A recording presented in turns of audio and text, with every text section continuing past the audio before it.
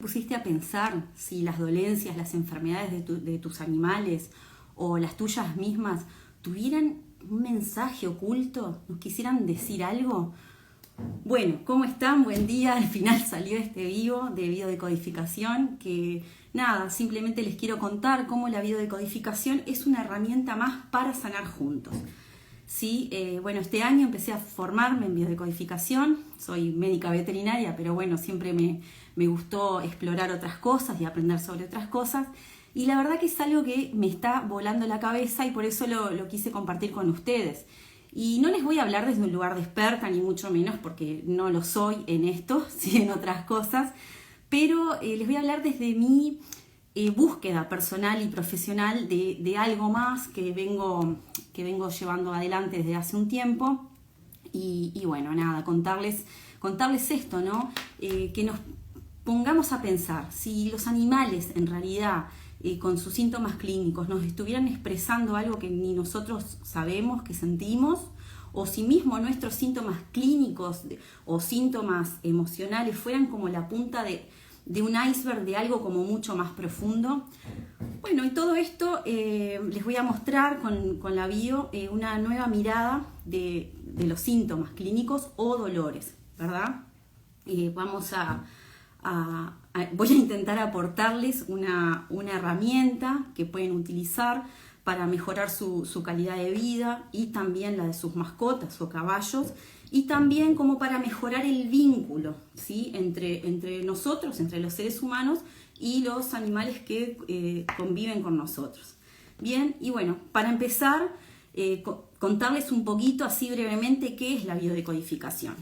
La biodecodificación es una mirada distinta que relaciona los síntomas físicos con los emocionales no resueltos, ¿sí? Es una forma, como les decía al principio, de ver el cuerpo, tanto en nuestro propio cuerpo como el de los animales que conviven con nosotros, como que si fuera un mensajero, ¿sí? Que nos viene a traer un mensaje de algo que no sabemos, que sentimos o que no podemos ver. Bien, bueno, ahí cómo están, primero que nada con este frío, preguntarles cómo las van llevando, de dónde nos miran. Y bueno, para empezar, les voy a contar un poco una historia, bien, que es la historia del doctor Reichammer. El doctor Reichammer fue un médico internista alemán en los años 70 que tuvo un hecho desagradable en su vida, ¿sí? Su hijo muere en un accidente, ¿no? Algo inesperado, algo que ni él ni su esposa, que también era médica, oncóloga, se esperaba que sucediera. Bien, y a partir de este accidente, él desarrolla un cáncer de testículos y su esposa, que finalmente fallece, desarrolla un tumor de mama. Bien, entonces a partir de esto, el doctor Hammer se pone a pensar esto, ¿no? ¿Por qué tras la muerte intempestiva de su hijo, ellos, los dos, desarrollan unos tumores tan específicos en esos órganos tan específicos, ¿sí? Y bueno, el doctor Hammer empieza a investigar. Él trabajaba en una clínica ginecológica en Alemania en esa época, entonces él empieza a investigar a través de encuestas que le realizaba a pacientes, mujeres, que padecían cáncer o que padecían tumores de ovario, ¿sí? Y él encuentra en el 100% de los casos una correlación con un hecho que les había sucedido previamente a empezar a padecer esta enfermedad y a ser diagnosticadas. Bien, entonces empieza a ir más allá, ¿sí? Empieza a realizarle a pacientes enfermas de cáncer que no tenían sintomatología neurológica, tomografías computadas, ¿bien? Y crea con la empresa Siemens un protocolo que durante 6 meses lo va aplicando en estos pacientes, y en todos ellos descubre que en el cerebro de estos pacientes había una especie de foco, ¿sí? Como una especie de lesión, vamos a decirle, que al principio decían que era un artefacto de la máquina, no sé qué, incluso antes de que él empezara con sus investigaciones, se describía a estos focos como un artefacto de la técnica, pero él con este protocolo que diseña descubre, porque aparte trabaja con 2 tomógrafos distintos, descubre que ante un cáncer específico determinado, por ejemplo un cáncer de glándula mamaria o de ductal mamaria, porque aparte hay distintos tipos de cáncer en el mismo órgano, el foco siempre aparecía en el mismo lugar. Bien, actualmente este foco, les cuento por si lo quieren buscar, se llama foco de Hammer. Bien, entonces descubre esto, ¿no? Que en el 100% de los pacientes con una enfermedad específica tienen este foco en el lugar específico del cerebro. Bien, y bueno, él es quien desarrolla, o sea, empieza a ver que en todo esto se están cumpliendo las leyes biológicas, ¿no? Las leyes biológicas se cumplen al 100%, son absolutas, como por ejemplo la ley de la gravedad, ¿no? Se cumple al 100% en toda la naturaleza, y no podemos ir en contra de ella. Y entonces él desarrolla 5 leyes, bien, que no les voy a contar una por una, pero sí se las voy a nombrar. La primera es la ley férrea del cáncer y enfermedades equivalentes, que él acá lo que dice es que estas enfermedades tan fuertes, ¿no? Como el cáncer o como, yo qué sé, enfermedades autoinmunes, enfermedades así como tan duras, ¿no? Se desarrollan a partir de un síndrome de Dirk-Hammer, ¿bien? Dirk era el hijo del Dr. Hammer, por eso él le puso así a este síndrome. ¿Y qué es el síndrome de Dirk-Hammer? Brevemente. Tenemos el foco de Hammer que les estaba contando en el cerebro, y esto se desarrolla a partir de un hecho dramático que sucede en la vida de la persona, ¿sí? Que va a ser más o menos intenso, pero sí va a ser repetido en el tiempo. Si no es tan intenso, por ejemplo, a él se le muere el hijo, así, de golpe, ¿no? Otra persona puede estar padeciendo alguna cosa en su vida que capaz no es tan intensa, pero sí es repetitiva en el tiempo, ¿tá? Por un periodo considerable. Entonces, es como una situación de drama o estrés para esta persona. Bien, el hecho también es inesperado, o sea, es algo que, como le pasó a él, ¿no? Su hijo muere de repente en un accidente. Nos toma por sorpresa. No tiene solución, por ejemplo, la muerte de un hijo. Entonces, ese hecho nos hace prisioneros de nuestro propio conflicto, ¿bien? Estamos sobrepensando todo el tiempo y como reviviendo este conflicto. Y esto es lo más importante, que es vivido en soledad. Y no quiere decir que uno, ante un hecho dramático de nuestras vidas, como puede ser el despido de un trabajo o descubrir que tu pareja te engaña o lo que sea que se les ocurra, no es que uno lo viva en soledad y que está solito y esto, ¿no? Incluso lo podés hablar y contar, pero la realidad es que no estás contando lo que realmente sentís, o sea, ese dolor visceral, ¿viste? Cuando una persona llora así como de las entrañas y cuenta las cosas y cuenta lo que siente, bueno, exactamente eso, ¿bien? Eso significa que es vivido en soledad. Y como decía Carl Jung, todo lo que no se expresa se imprime. Bien, lo dijo él, no lo digo yo. Entonces, la interpretación emocional de este conflicto que está viviendo esta persona se vive en aislamiento, ¿tá? No se cuenta cómo se vive el acontecimiento. Sí, tal vez que nos pasó esto o lo otro, pero no cómo lo estamos viviendo.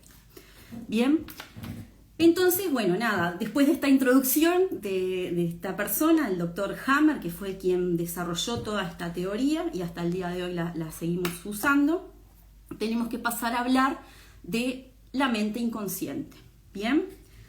¿Qué es la mente inconsciente? Imaginémonos de vuelta un iceberg, ¿no?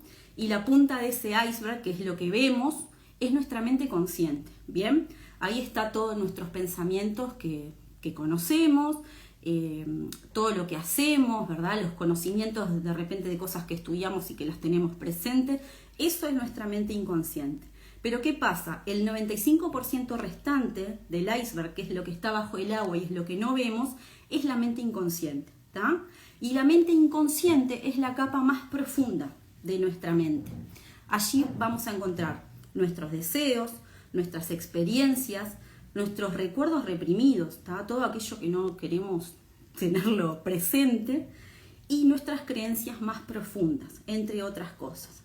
Bien, ¿cuáles son las características de esta mente inconsciente? Que en realidad es la parte de la mente que gobierna el 98%, diría yo, de nuestras acciones y decisiones que tomamos en la vida. Para el inconsciente, el otro no existe, está en un sentido como de supervivencia, solo existo yo. Bien, entonces es por eso que cuando una persona se empatiza mucho o identifica mucho, por ponerles un ejemplo, ¿no?, con el problema de otra persona, lo vive como propio, ¿sí?, y lo siente como propio. Porque para el inconsciente el otro no existe, somos la misma persona. Bien, es atemporal. ¿Qué quiere decir esto? Que para el inconsciente no existen los tiempos, no existe el pasado, no existe el presente y no existe el futuro. Todo lo que nosotros vivenciamos y recordamos está en este momento presente, ya sea un recuerdo o sea algo que nosotros pensamos que va a pasar en el futuro.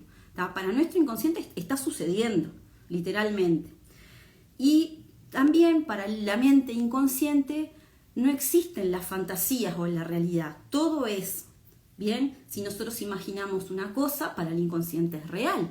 Si nosotros vemos una cosa que es real, para el inconsciente también es real. O sea, no existe ni la ilusión, ni la imaginación, ni la realidad. Todo es lo mismo y todo es. Por eso, muchas veces cuando está todo esto de las afirmaciones, ¿no?, que nos dicen, bueno, ¿no?, si yo digo soy tarada y estúpida, ¿tá?, mi inconsciente se lo va a creer. Y eso va a terminar en que yo sea una tarada y una estúpida. Ahora, si yo me digo que soy una persona maravillosa, buena, lo que me quiera decir, el inconsciente también se lo va a creer. Porque el inconsciente tiene esto, de que es como un niño inocente, ¿sí?, y que cree todo lo que nosotros le decimos y cumple todas las órdenes que nosotros le damos. Si nosotros le damos una orden de que va a suceder algo, para el inconsciente va a suceder. Bien, y todo es irracional, o sea, no hay una línea de pensamiento racional para nuestro inconsciente. Por eso también los sueños, por ejemplo, son muchas veces tan raros, ¿no?, irracionales, porque es una manifestación de lo que está dentro de nuestro inconsciente. Y bueno, todo está ahí. Bien, dicho esto, también les quería compartir que Sigmund Freud, bien, el padre del psicoanálisis, como todos conocen, ya hablaba del inconsciente individual. Bien, cada uno de nosotros, seres humanos, tenemos esta mente inconsciente. Pero Carl Jung lo que hablaba era de un inconsciente colectivo, ¿tá?, que coexisten, ¿no? El inconsciente individual de cada individuo coexiste con el inconsciente colectivo de la especie. Es por eso que determinadas conductas aprendidas de las especies, incluso las nuestras, nuestro cerebro primitivo que tiene conductas que a veces no sabemos de dónde vienen, o cuando vemos que los animales se comportan de determinada manera, eso está en su inconsciente colectivo. Bien, recuerden que para el inconsciente todos somos uno, o sea, no existe el otro como individuo separado. Y además del inconsciente colectivo, tenemos al inconsciente familiar, al inconsciente transgeneracional. ¿Qué significa esto? Que nuestras memorias ancestrales, o sea, las vivencias, las creencias, los deseos, las expectativas, las experiencias de nuestros antepasados, de nuestro clan familiar, de nuestro árbol genealógico, también están en nosotros, porque así como heredamos nuestro color de ojos o de repente nuestra estatura, ¿tá?, que son todas expresiones fenotípicas de nuestro genoma, también vamos a heredar estas memorias transgeneracionales. Bien, dicho esto, ¿tá?, ya quedó claro más o menos lo que es el inconsciente y cómo opera en nosotros. Contarles que solamente se los quiero nombrar que la biodecodificación también tiene como el concepto de proyecto sentido. Bien, ¿qué es el proyecto sentido? Brevemente, es la etapa que va desde la concepción del individuo hasta el nacimiento, ¿sí? En el caso de los seres humanos son 9 meses. El resto de las especies todos tienen distintas etapas de proyecto sentido. Bien, y la otra etapa que la biodecodificación toma en cuenta es la etapa de vida contemporánea, ¿sí?, que es cuando el individuo nace, va desde el nacimiento hasta la actualidad. ¿Y por qué les cuento esto? porque la biodecodificación es una terapia complementaria, como tantas otras, no viene, esto lo quiero dejar bien claro, no viene a sustituir a la medicina alopática, ni mucho menos, sino que viene a trabajar en conjunto, ¿sí? Así como la quiropraxia que les contaba el otro día y otro tipo de terapias complementarias que pueden existir, vienen a complementarse una a la otra, ¿sí? Entonces, la biodecodificación trabaja desde el síntoma hacia atrás, ¿bien? Desde el síntoma actual de la persona hacia atrás. Incluso puede ir hacia la etapa de concepción e incluso puede ir a una etapa transgeneracional, como les hablaba recién, ¿sí? Entonces, siempre trabajamos desde el síntoma que la persona está sintiendo. Y ahora ustedes me dirán, Lu, pero a mí me pasan un montón de cosas. Yo tengo tendinitis, tengo colesterol alto, no sé. Sí, bueno, ahora vamos a ver más adelante cuál es el síntoma que se trabaja, cómo decidimos, ¿bien? Pero lo importante de esto es que no vamos a trabajar con supuestos, entonces es bien importante cuando nosotros tenemos un diagnóstico médico hecho por un médico, ¿no? O un médico veterinario en el caso de los animales. Bien, nos vamos a basar cuando trabajamos en biodecodificación en la lógica biológica, bien, y en la toma de conciencia.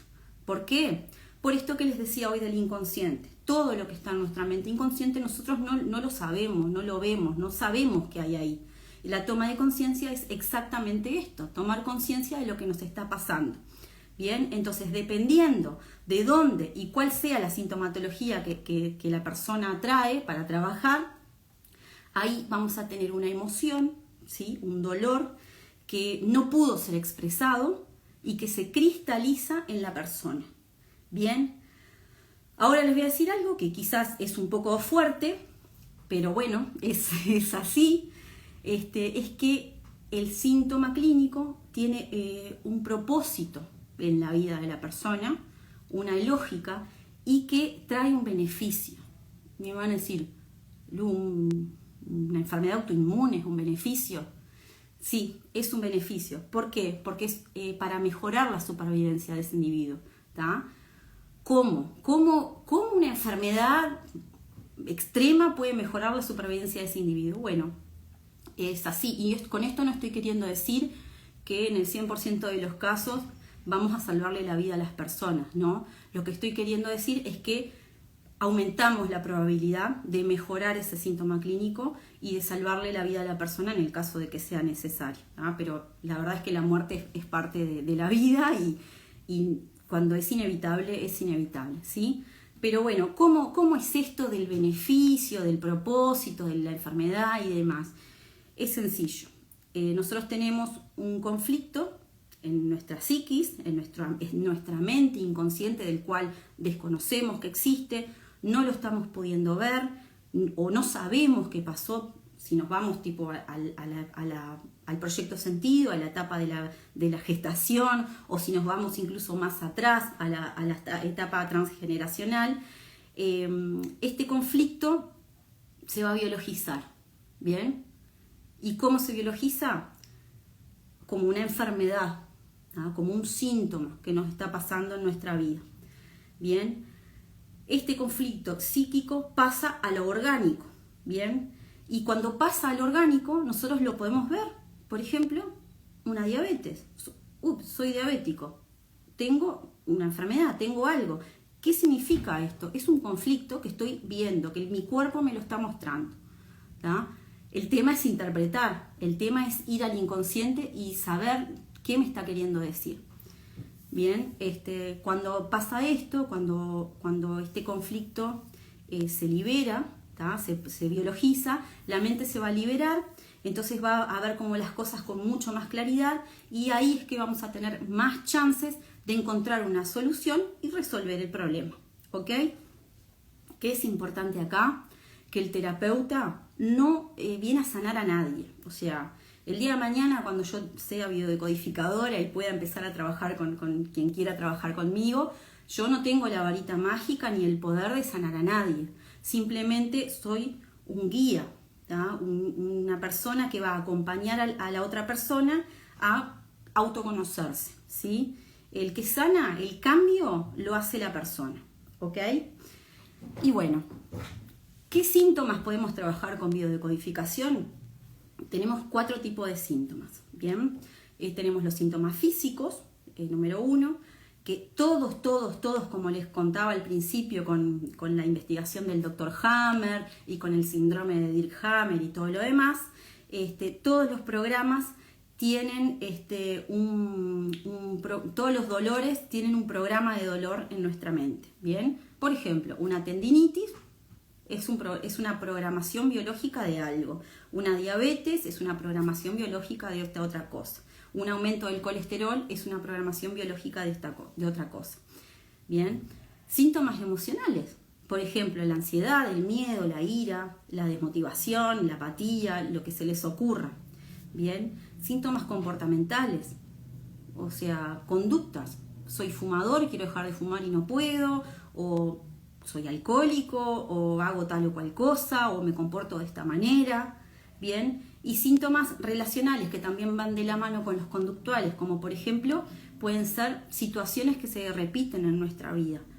Todos mis jefes son abusivos, o en mi empresa todos los empleados me roban, ¿no? O todas mis parejas me golpean, ¿tá? Cosas como extremas, ¿bien? Hoy decíamos, sí, pero las personas o mismo los animales, todos tenemos muchos síntomas. Entonces, ¿cuál voy a trabajar?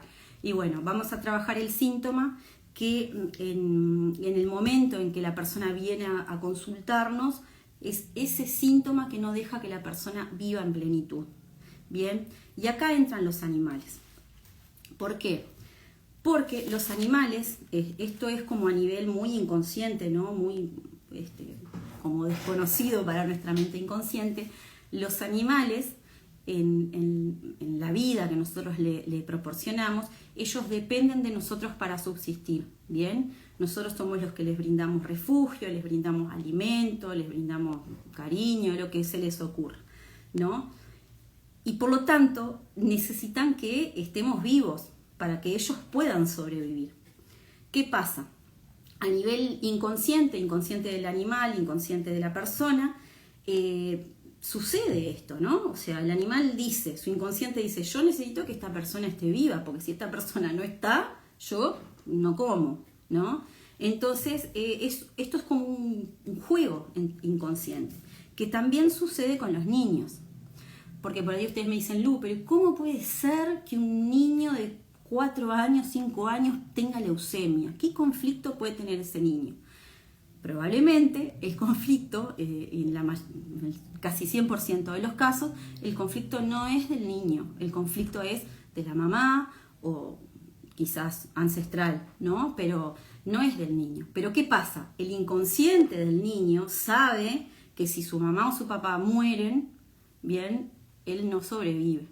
Entonces muchas veces pasa esto, estos bebitos que nacen con enfermedades o niños con enfermedades o con determinados problemas, y también pasa con nuestros animales, ¿bien? Porque nuestros animales conviven con nosotros y necesitan de nosotros para vivir. Entonces, nada, como les contaba hoy, el cerebro va a entender que esto es una solución para el conflicto, y el animal va a cargar con la enfermedad para salvar, básicamente para salvar a sus tutores, a sus dueños, ¿tá? Porque si ellos sobreviven, el animal tiene una gran chance de sobrevivir. Y bueno, nada, en la naturaleza también los animales tienen enfermedades, ¿sí? Pero no tienen esto de que, por ejemplo, de que el cáncer es grave, no tienen este miedo que les genera, entonces no va a haber conflicto. Bien, pero los que conviven con nosotros, lo que sucede en resumen es esto. Bien, bueno, para ir terminando ya, les quería hablar un poquito así brevemente de las 5 leyes de Hammer, que creo que las pasé por alto, pero se las voy a decir rápido.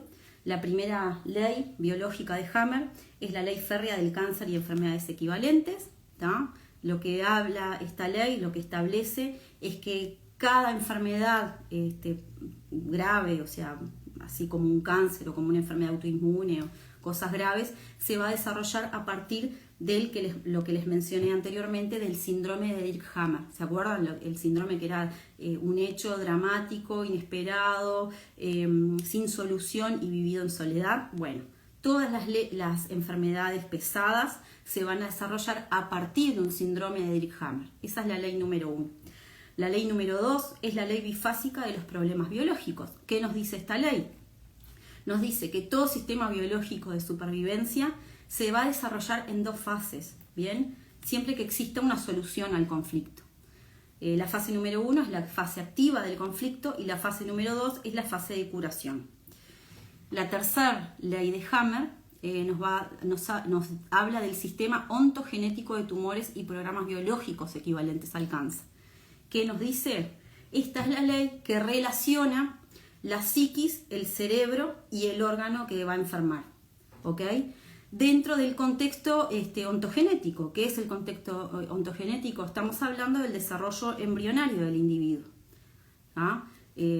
Rápidamente, existen 3 capas embrionarias que se van formando en el embrión y a partir de ellas es que se van formando todos los órganos y sistemas. ¿Bien? Entonces, esta ley es la que nos dice de qué capa embrionaria va a derivar qué órgano y qué enfermedad se va a manifestar debido a eso y dónde va a estar en nuestro cerebro. Nos relaciona esas 3 cosas. La cuarta ley de Hammer es el sistema ontogenético de los microorganismos. ¿Por qué les quiero contar esto? Porque capaz ustedes me dicen, bueno, sí, pero yo me agarré una gripe y la gripe es un virus, no tiene nada que ver conmigo. Sí tiene que ver porque los microorganismos también participan en los procesos de enfermedad y de curación. Por ejemplo, estábamos hablando de los virus. Los virus vienen a resetear algo en el inconsciente y en el inconsciente colectivo también. Por eso, cuando tuvimos la pandemia del COVID, que el COVID era un virus, murieron tantas personas, porque el inconsciente sacrifica a individuos por el bien mayor del resto. ¿Sí? El virus resetea y es así. Entonces, esta ley, que es la del sistema ontogenético de los microorganismos, nos habla del rol benéfico de los microorganismos al correlacionarlos con las 3 capas embrionarias que hablábamos recién, durante la fase de curación de este sistema biológico de supervivencia que tiene nuestro organismo y el de los animales. Y la quinta ley de Hammer es la ley de inteligencia suprema de la naturaleza. Y esto me gusta porque se correlaciona mucho con la quiropraxia, bien, que nos dice que siempre hay una inteligencia innata, una inteligencia superior, ¿tá? Que es la que nos lleva a todos los procesos biológicos, por ejemplo, de reparación, como hablábamos en el vivo anterior. Se llama quinta esencia, ¿sí? Para la biodecodificación. Y lo que nos dice esta ley es que justamente que todas las enfermedades que nosotros vamos a vivir son parte de un programa biológico especial creado para asistir a nuestro organismo a resolver un conflicto, ¿tá? Como hablábamos al principio. ¿Tá? Evolutivamente, ¿tá? Nosotros nacemos con estos programas. Son las respuestas biológicas que tenemos ante determinadas situaciones o conflictos, son programas de emergencia que se desencadenan ante el conflicto. Bien, bueno, entonces para finalizar, contarles que la transformación va a comenzar con la persona, ¿tá? que decide trabajar estas cosas, y en tanto esta persona va transformándose, también lo va a hacer su entorno. ¿Okay? Y esto aplica para los animales. Si una persona quiere consultar por el síntoma clínico de su animal, porque eso exactamente es lo que no los deja vivir tranquilo y en paz y en plenitud, ¿tá? Vamos a trabajar sobre ese síntoma. Acuérdense, del síntoma hacia atrás. ¿Bien? Descubrir qué es lo que nos quiere decir este síntoma, cuál es el mensaje oculto que hay atrás de la enfermedad que padecemos nosotros o que padece nuestro caballo, nuestra mascota o nuestros hijos también. Bien, bueno, en resumen, lo que vimos hoy es qué es la biodecodificación, ¿tá? Los fundamentos de la misma, cómo trabajamos y cómo puede ayudarnos a nosotros y a nuestros animales a sanar y a mejorar nuestro vínculo entre nosotros y los animales. Bien, bueno, espero que les haya gustado, que les haya resultado interesante. Ahora cuando publique el vivo en mi Instagram, me dejan en comentarios alguna pregunta que tengan, o si les gustó, o si no les gustó. Si les gustó, me dan me gusta, me dan seguir, lo comparten con quien crean que le pueda resultar interesante este contenido. Y bueno, nada, muchas gracias a los que estuvieron conectados y muchas gracias a los que los van a mirar en diferido, al que lo está mirando en este momento en diferido, y los espero en el próximo vivo. Chau, chau.